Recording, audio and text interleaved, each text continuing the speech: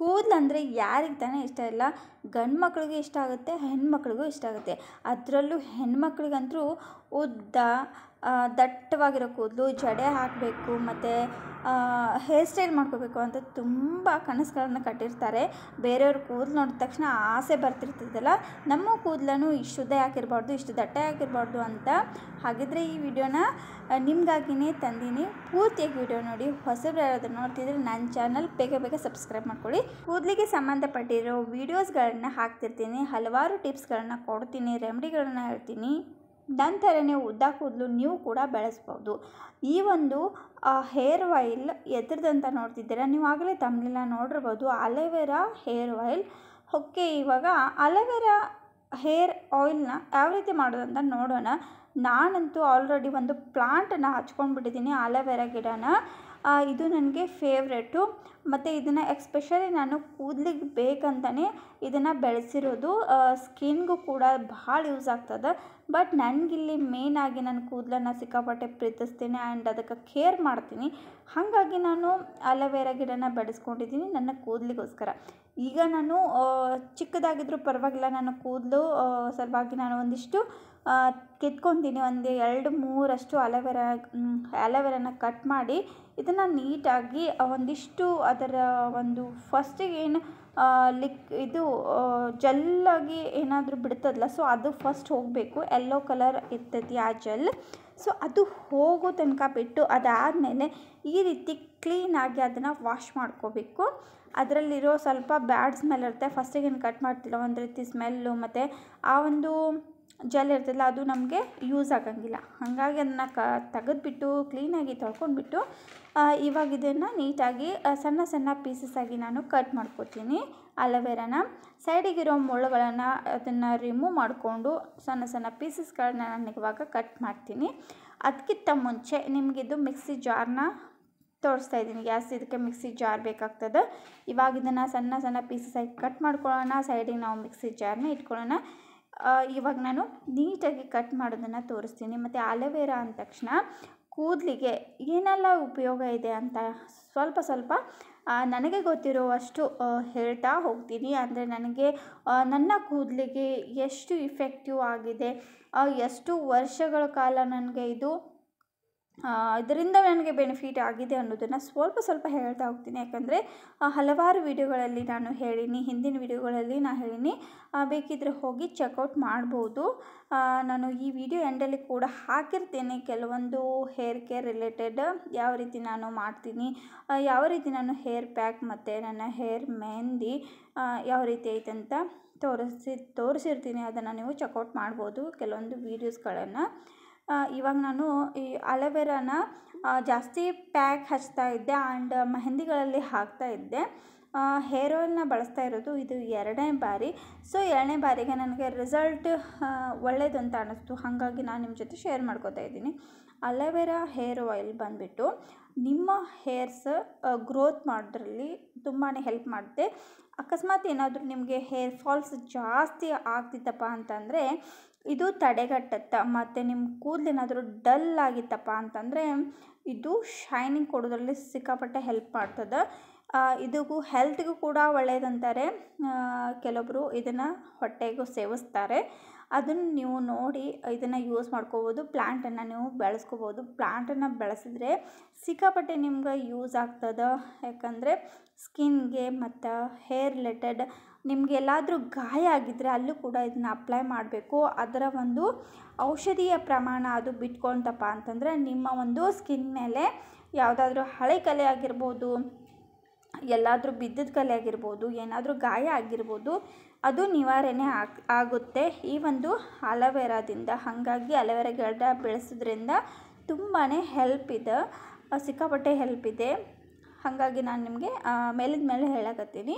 ಇವಾಗ ಇದನ್ನು ಮಿಕ್ಸಿ ಜಾರಿಗೆ ಹಾಕಿ ಮಿಕ್ಸ್ಚರ್ನ ಮಾಡ್ಕೊಳ್ಳೋಣ. ಸಣ್ಣಾಗಿ ಇದನ್ನು ರುಬ್ಕೋಬೇಕು. ಒಂದು 2 ಸ್ಪೂನಷ್ಟು ನೀರು ಹಾಕಿ ಇದನ್ನು ರುಬ್ಕೋಬೇಕು. ನಾನಿಲ್ಲಿ ಆಯಿಲ್ನ ತೊಗೋತಾ ಇದ್ದೀನಿ.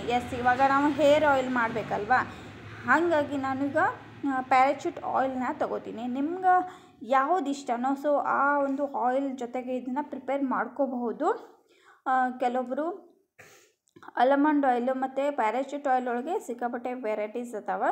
ಅಂದರೆ ಕೊಬ್ಬರಿ ಎಣ್ಣೆ ಒಳಗೆ ಕಂಪನಿ ಬೇರೆ ಬೇರೆ ಇದಾವೆ. ಸೊ ಅದು ಕೂಡ ಯೂಸ್ ಮಾಡ್ತಾರೆ. ನನಗೆ ಯಾವಾಗಲೂ ಪ್ಯಾರಾಚೂಟ್ ಆಯಿಲ್ನ ಯೂಸ್ ಮಾಡೋದು, ಹಾಗಾಗಿ ನಾನು ಪ್ಯಾರಾಚೂಟ್ ಆಯಿಲ್ನ ಇಲ್ಲೇ ತಗೋತಾ ಇದ್ದೀನಿ. ಇದು ನನಗೆ 1 ಮಂತ್ವರೆಗೂ ಆಗುವಷ್ಟು ಹೇರ್ ಆಯಿಲ್ನ ಮಾಡ್ತಾಯಿದ್ದೀನಿ. ಅಂದರೆ ನಾನು ವೀಕಲ್ಲಿ 2 ಟೈಮ್ ಅಷ್ಟೇ ಹಚ್ಕೊಳ್ಳೋದು. 2 ಟೈಮ್ 1 ಮಂತ್ ಹೇರ್ ಚಾಲೆಂಜ್ನ ನಾನು ಮಾಡ್ತಾಯಿದ್ದೀನಿ. ಅಂದರೆ ವೀಕಲ್ಲಿ 2 ಟೈಮ್ ಹಚ್ಕೊಳ್ಳೋದು ಅಷ್ಟೇ. ವೀಕಲ್ಲಿ 2 ಟೈಮ್ ಹಚ್ಕೊಳ್ಳಿ, ನಿಮಗೆ ರಿಸಲ್ಟ್ ಬೇಗನೆ ಬರ್ತದೆ. ವೀಕಲ್ಲಿ 2 ಟೈಮ್ ಅಥವಾ 3 ಟೈಮ್ ಹಚ್ಕೊಂಡ್ರೆ ಇನ್ನೂ ಬೆಸ್ಟು. ನನಗೆ ಟೈಮ್ ಸಿಗೋದಿಲ್ಲ, ಹಾಗಾಗಿ ನಾನು ವೀಕಲ್ಲಿ 2 ಟೈಮ್ ಅಷ್ಟೇ ಯೂಸ್ ಮಾಡ್ತೀನಿ. ಇದು 1 ಮಂತ್ ನನಗೆ ಆಗುತ್ತೆ ಆರಾಮ್ಸೆ. ನಾನು ಇದನ್ನು ಹೆಂಗೆ ಹಚ್ಕೊಳ್ಳೋದು ಅಂತ ನಾನು ತೋರಿಸ್ತೀನಿ. ಮತ್ತು ಇದನ್ನು ಎಷ್ಟು ಹೊತ್ತು ಬಿಡಬೇಕು ಅನ್ನೋದು ತೋರಿಸ್ತೀನಿ. ಅದಕ್ಕಿಂತ ಮುಂಚೆ ಇದನ್ನು ಹೆಂಗೆ ಬೇಯಿಸ್ಕೊಳ್ಳೋದು ಅಂತ ನೋಡೋಣ. ಫಸ್ಟಿಗೆ ನೀವು ಆ ಮಿಕ್ಸರ್ ಮಾಡಿದ್ದೇನದ ಪೇಸ್ಟು ಅದು ಹಾಕಿರ್ತೀರಲ್ಲ, ಸೊ ಆಯಿಲ್ ಜೊತೆ ಅದು ಈಕ್ವಲ್ ಆಗ್ತೈತಿ. ಬಟ್ ಈಕ್ವಲ್ ಆದ ತಕ್ಷಣ ನಿಮಗೆ ಗಾಬರಿ ಆಗ್ತೈತಿ, ಏನಿದು ಮಿಕ್ಸರ್ ಮತ್ತು ಆಯಿಲ್ ಎರಡೂ ಈಕ್ವಲ್ ಆದವು, ಸೊ ಆಯಿಲ್ ಹೆಂಗೆ ಬರುತ್ತಪ್ಪ ಅಂತ ನಿಮ್ಗೆ ಅನ್ನಿಸ್ತಿರ್ಬೋದು. ಇವಾಗ ನೋಡಿ ನಾನು ಸ್ಪೂನಿಂದ ತೆಗಿತಾ ಇದ್ದೀನಲ್ಲ, ಸೊ ಅದು ಎರಡು ಕೂಡ್ಕೊಂಡ್ಬಿಟ್ಟಿದೆ. ಬಟ್ ಇದು ಲಾಸ್ಟಿಗಂತೂ ಕೂಡ್ಕೊಳ್ಳೋದೇ ಇಲ್ಲ. ಇದು ಸಿಕ್ಕಾಪಟ್ಟೆ ಸ್ವಲ್ಪ ಸ್ಟೀಮ್ ಆಗಿ ಕುದ್ದು ಫುಲ್ ಆಯಿಲ್ ಅಷ್ಟೇ ಕಾಣಿಸ್ಬೇಕು. ಆ ಒಂದು ಫಾರ್ಮ್ಗೆ ನೀವು ಇದನ್ನು ಕುದಿಸ್ಕೊಳ್ಬೇಕಾಗತ್ತೆ, ಆ ಒಂದು ಲೆವೆಲ್ಗೆ ಕುದಿಸ್ಕೋಬೇಕಾಗತ್ತೆ. ನಮಗೆ ಎಲ್ಲಿ ತನಕ ಆಯಿಲ್ ಅಷ್ಟೇ ಕಾಣಿಸೋದಿಲ್ವೋ, ಸೊ ಅಲ್ಲಿ ತನಕ ನೀವು ಇದನ್ನು ಬಿಡದೆ ಕುದಿಸ್ಕೋಬೇಕು. ಆಯಿಲ್ ಕಾಣಿಸ್ತಪ್ಪ ಅಂತಂದರೆ ಇದನ್ನು ಬಂದ್ ಮಾಡಿಬಿಡಬೇಕು. ಇವಾಗ ನನಗೆ ಆಯಿಲ್ ಕಾಣಿಸ್ತಾ ಇದೆ, ನಿಮ್ಗೆ ನೋಡಿ ತೋರಿಸ್ತಾ ಇದ್ದೀನಿ. ಸೊ ಸ್ಪೂನಿಂದ ನಾನು ತೆಗಿತಾ ಇದ್ದೀನಲ್ಲ, ಸೊ ಆಯಿಲ್ ಕಾಣಿಸಾಗತ್ತೈತಿ. ಇದು ಒಂದು 5 ನಿಮಿಷ ಕುದಿಸ್ಬೇಕು. ಸೊ ಆಯಿಲ್ ಕಾಣಿಸುತ್ತೆ.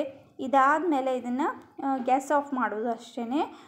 ಈಗ ಇದು ಸಂಪೂರ್ಣವಾಗಿ ಆಯಿಲ್ ರೆಡಿ ಆಗೈತಿ. ಈಗ ನಾನು ಗ್ಯಾಸ್ ಕೂಡ ಆಫ್ ಮಾಡೀನಿ. ನೋಡ್ತಿರ್ಬೋದು ಅಲೋವೆರಾ ಏನೈತಲ್ಲ ಫುಲ್ ಸ್ಟೀಮ್ ಆಗಿ ಸೈಡಿಗೆಲ್ಲ ಅಂಟ್ಕೊಂಡು ಬಿಟ್ಟೈತಿ.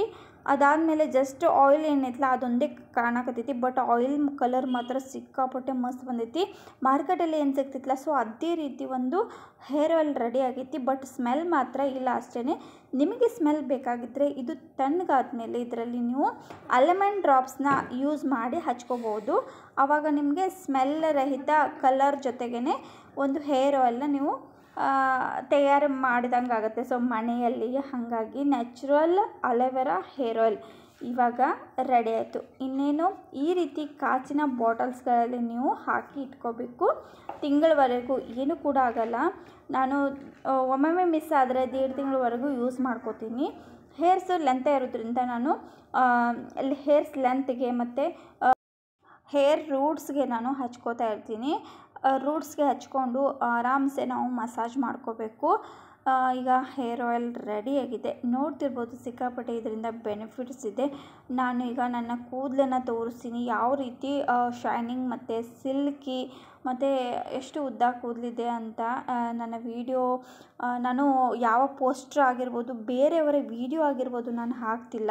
ನನ್ನ ರಿಯಲ್ ಕೂದಲನ್ನು ನಾನು ತೋರಿಸ್ತಾ ಇದ್ದೀನಿ. ಯಾವ ರೀತಿ ಹೇರ್ ಕೇರ್ನ ಮಾಡ್ಕೋತೀನಿ, ಯಾವ ರೀತಿ ಹೇರ್ನ ಆಯಿಲ್ನ ಅಪ್ಲೈ ಮಾಡ್ತೀನಿ, ಯಾವ ರೀತಿ ಪ್ಯಾಕ್ನ ಹಚ್ಕೋತೀನಿ. ಸೊ ಅದೇ ರೀತಿ ನನ್ನ ಕೂದಲು ಹೆಲ್ದಿ, ಸಾಫ್ಟ್, ಲಾಂಗ್ ಆಗಿ ಬೆಳೆದಿರೋ ಉದಾಹರಣೆ ಇದು. ಹೀಗಾಗಿ ನಾನು ಹೇಳ್ತಾ ಇದ್ದೀನಿ, ಕೆಲವೊಬ್ಬರು ಬೇರೆಯವರ ವೀಡಿಯೋಸನ್ನ ಹಾಕ್ತಾರೆ, ಬೇರೆಯವರ ಪೋಸ್ಟರ್ನ ಹಾಕ್ತಾರೆ. ಸೊ ಅದನ್ನೆಲ್ಲ ನೀವು ನಂಬ್ತೀರಾ. ಬಟ್ ಇದು ರಿಯಲ್ ಆಗಿ ನಾನು ನ್ಯಾಚುರಲಾಗಿ ನನ್ನ ರಿಯಲ್ ಕೂದಲನ್ನು ತೋರಿಸ್ತಾ ಇದ್ದೀನಿ. ನಿಮಗೆ ನಂಬಿಕೆ ಬರಲಿ ಅಂತಲೇ ನಾನು ತೋರಿಸ್ತಾ ಇದ್ದೀನಿ. ಯಾಕಂತಂದರೆ ಕೆಲವೊಬ್ಬರು ಸ್ಕ್ರೀನ್ ಮೇಲೆ ಬೇರೆಯವರ ವೀಡಿಯೋಸನ್ನು ನೋಡಿಬಿಟ್ಟು ಸೊ ವಾಯ್ಸ್ ಓವರ್ನ ಕೊಡ್ತಾ ವೀಡಿಯೋನ ಮಾಡ್ತಿರ್ತಾರೆ. ಬಟ್ ನಾನಾಗಲ್ಲ, ನನ್ನ ಕೂದಲನ್ನು ತೋರಿಸಿ ಸೊ ಇದರಿಂದ ಏನು ಯೂಸ್ ಐತಿ, ಸೊ ನಾನು ಯಾವ ರೀತಿ ಹೇರ್ ಕೇರ್ನ ಮಾಡ್ತೀನಿ ಅನ್ನೋದನ್ನು ತೋರಿಸಿದ್ದೀನಿ ಅಷ್ಟೇ. ಇಲ್ಲಿ ನಾನು ಹೇರ್ ಆಯಿಲ್ ರೆಡಿ ಮಾಡಿದ್ದು ಕೂಡ ತೋರಿಸ್ತಾ ಇದ್ದೀನಿ. ಆ್ಯಂಡ್ ಫಸ್ಟ್ ಹೇರ್ ಆಯಿಲ್ ಹಚ್ಚೋಕ್ಕಿಂತ ಮುಂಚೆ ನಾನು ಕೊಮ್ಮಿಂಗ್ನ ಮಾಡೋದನ್ನು ಕೂಡ ತೋರಿಸ್ತಾ ಇದ್ದೀನಿ. ಆಮೇಲೆ ಹೇರ್ ಆಯಿಲಿಂಗ್ ಕೂಡ ತೋರಿಸ್ತಾ ಇದ್ದೀನಿ. ಆ್ಯಂಡ್ ಹೇರ್ ಆಯಿಲ್ ಮಾಡಿದ ತಕ್ಷಣ ಈ ರೀತಿ ಕೊಮ್ಮಿಂಗ್ನ ಮಾಡಿ ನಾನು ಬನ್ ಹಾಕೋದು ಕೂಡ ತೋರಿಸ್ತಾ ಇದ್ದೀನಿ.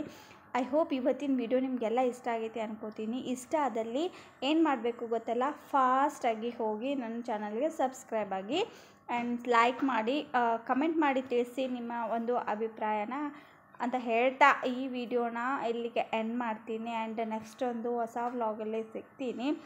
ಅಲ್ಲಿವರೆಗೂ ನೀವು ನನ್ನ ಚಾನಲ್ಗೆ ಹೊಸದಾಗಿ ನೋಡ್ತಿರೋರು ದಯವಿಟ್ಟು ಸಪೋರ್ಟ್ ಆ್ಯಂಡ್ ಸಬ್ಸ್ಕ್ರೈಬ್ ಮಾಡಿಕೊಂಡು ನನ್ನ ನೆಕ್ಸ್ಟ್ ಬರುವ ವೀಡಿಯೋಗಳಿಗೆ ಸಪೋರ್ಟ್ ಮಾಡಿ ಅಂತ ಕೇಳ್ತೀನಿ. ಆ್ಯಂಡ್ ಈ ವಿಡಿಯೋ ಹೆಂಗೆ ಅನ್ನಿಸ್ತು ಅಂತ ಡೆಫಿನೆಟಾಗಿ ನೀವು ಕಮೆಂಟ್ ಬಾಕ್ಸಲ್ಲಿ ತಿಳಿಸ್ತೀರಾ ಅಂತ ಅನ್ಕೋತೀನಿ.